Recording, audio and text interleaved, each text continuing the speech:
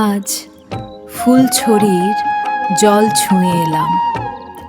নদীটা যেন এক বিশাল দীর্ঘশ্বাস, এক চিলতে শান্তি।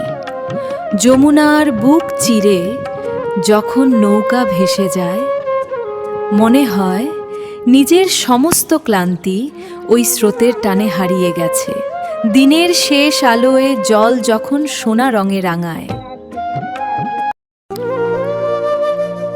নদীর বুক চিরে চলে যাওয়া নৌকা, মাঝিদের ব্যস্ততা, আর দূরে দিগন্ত বিস্তৃত সব মিদ্ভূত মায়াবী পরিবেশ।